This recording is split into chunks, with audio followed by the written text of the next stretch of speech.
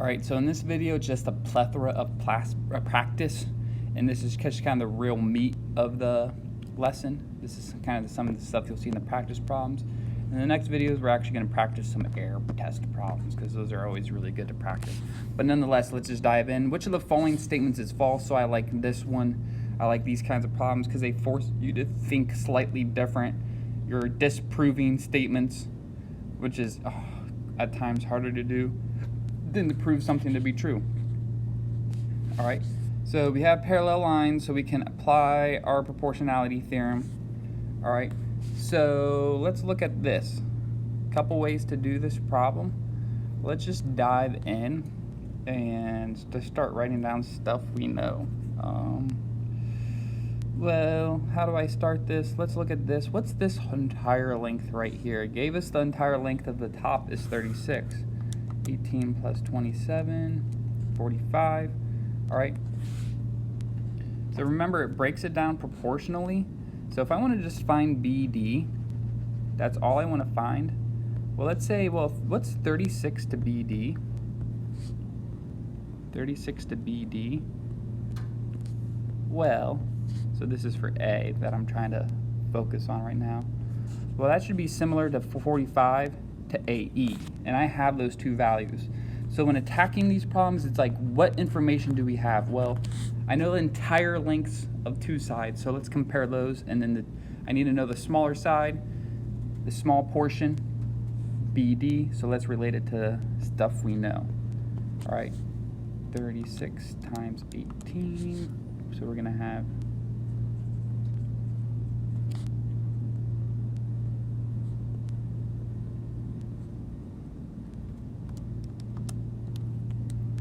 so BD, in fact, equals 14.4. So it's saying which one's false? Not that one. This is what I really like about Notability too, because then I can cram all my work right there.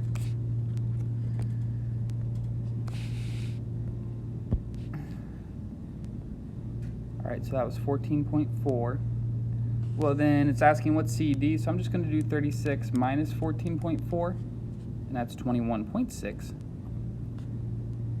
So I'm just going to put a dash there because I quickly disproved that.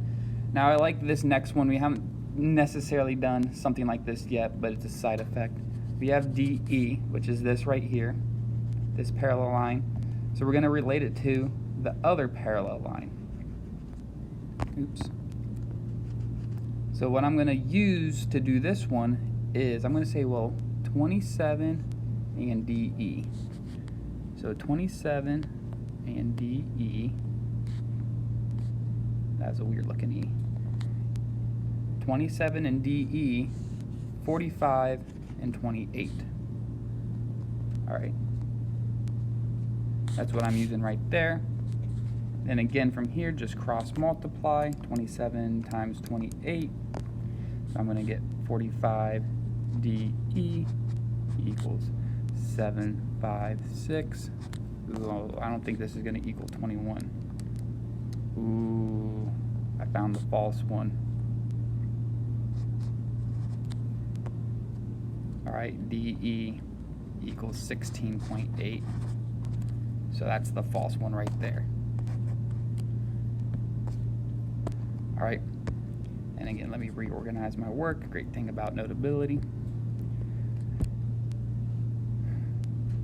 All right. So, and then let's just keep cruising along. So, is DE parallel to AB? Let's just quickly solve this problem. Well, we have 16 to 8, 12 to 6, cross multiply, 6 times 16, 12 times 8. They're going to be both 96. So, since it holds true, are they parallel? Yes.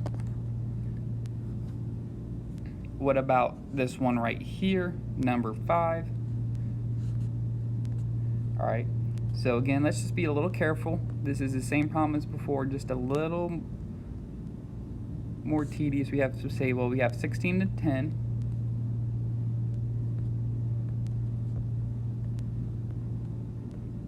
And we have 24 to 20.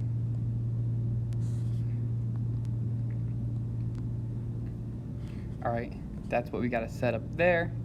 This looks a little quirky. I'm going to predict no. This just doesn't look right to me for some reason. We're going to get 240 equals 320. All right, so nah, lines ain't parallel. All right, and then some 2 angle bisector problems, then another which statement is false problem, and then we're done with this video. So and then again, some quirkiness going on. When you see an angle bisector, you get the angle bisector theorem that says it breaks it up proportionally. So 12 to 4 must equal x to 3. 12 to 4 must equal x to 3. All right, so make sure we're just developing our spatial awareness, how all these things relate spatially, because if you can develop that and see that, you're going to have a lot of success in doing this. What I like about geometry, a lot of it's just looking at the problem, determining what you have, and thinking about the best way to attack it. All right, 2 more problems for this video. Same problem that we just did, just a little bit more tricky. What do I mean by that? Well, this is an angle bisector. This right here is y. So I'm going to say, well, this is y to 20. Y to 20. Well, we have to use a little bit of thinking. What's this length right here? Well, the whole thing's 28.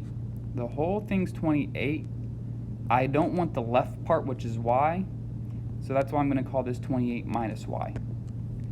Because really fast, if you think about the segment addition postulate, you have y plus 28 minus y. So if you just add all those together, y plus 28 minus y, you get 28, which is the whole thing which you want. That's just a little side note though, but nonetheless. So then I'm going to say, well, 28 minus y over 15. And when you do this, parentheses, cross multiply, 15y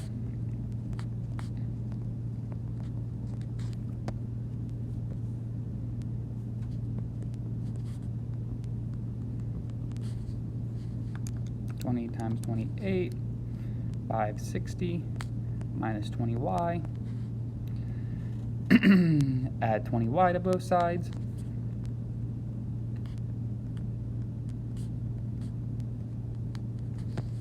Divide by both sides by 350. And y equals 16. All right, and then which statement is false problem? How should we do this, okay?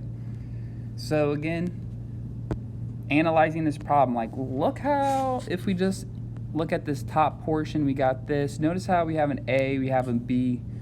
Not enough information to find A first, actually, all right? Although we just kind of maybe want to go in order, well, let's bump this down, cut the top off the triangle, and focus on that, all right? I'm going to focus on this pink stuff. Why? Well, notice how I have 3, so we're going to be focusing on B first. Is this part true? I have 3 to 6, and that's going to equal B to 8. 3 over 6 equals B over 8. Cross multiply, and we get 4 equals B. So which one's statement's false? Not that one. All right, but now since I know B equals 4, now I can backtrack and focus on A. I can say, well, now A to 3 is the same as 6 to 4. Cross multiply,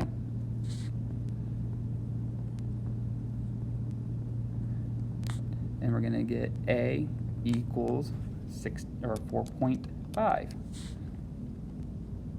All right, so now let me just focus on C. And again, how should I attack this problem? Let's just focus on this bottom part. All right, again, multiple ways to do this junk. This is just the way I'm attacking it. We got 6 over 7.5. 8 over C. All right, cross multiply. I'm going to get 6c, 7.5 times 8, 60. So I always think it's funny too, when it says which statement's false, you go through all of them. They all turn out to be true, and the answer is D. They just tricked us into doing a bunch of math. All right, stay tuned for more.